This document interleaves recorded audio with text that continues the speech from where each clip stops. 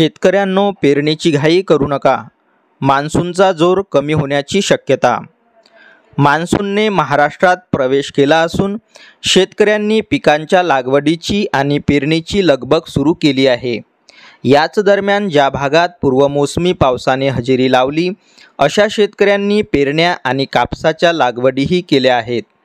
पण मराठवाडा, विदर्भात मान्सूनचा पाऊस कधी पोचणार आणि शेतकऱ्यांनी पेरण्या कधी कराव्यात या संदर्भात ही माहिती आहे. मान्सून आज महाराष्ट्रातील हरणाई, बारामती व तेलंगणातील निझामाबादपर्यंत पोचला असून मान्सून पुढे सरकण्यासाठी अनुकूल वातावरण कायम आहे. दक्षिण कोकण किनारपट्टी समोरील अरबी समुद्रातील हवेच्या कमी दाबाच्या आसामुळे मुंबईसह संपूर्ण कोकणात आजपासून पुढील आठवडाभर म्हणजे शनिवार दिनांक 15 जूनपर्यंत जोरदार ते अतिजोरदार पावसाची शक्यता जाणवते. काही ठिकाणी अतिवृष्टीचीही शक्यता हवामान विभागाकडून वर्तवण्यात येत आहे.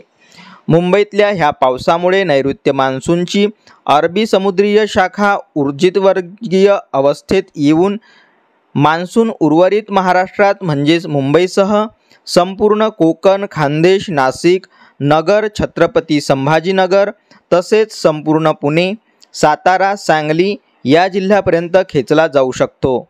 येथे म्हणजेच ह्या 18 जिल्ह्यात बुधवार दिनांक 12 जूनपर्यंत मध्यम ते जोरदार पूर्वमोसमी वा मोसमी पावसाची शक्यता जाणवते. मराठवाडा आणि विदर्भात मान्सूनचा पाऊस कसा असेल? बंगाल मान्सूनी उपसागरीय शाखा एक आठवडा ओलांडला तरी 31 मे पासून जाग्यावरच खिळलेली दिसत आहे.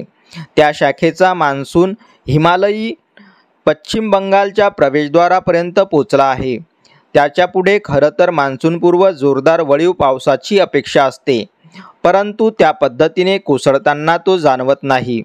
त्यामुळे त्या शाखेची मान्सूनची प्रगती होताना दिसत नाही आणि त्याचा परिणाम विदर्भ, मराठवाड्यातील मान्सून या प्रगतीवर होताना दिसत आहे.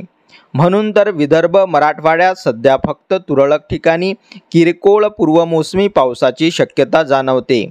मान्सूनच्या चांगल्या हजेरीनंतरच शेतकऱ्यांनी पेरणीचा निर्णय घ्यावा असे हवामान विभागाकडून सांगण्यात येत आहे.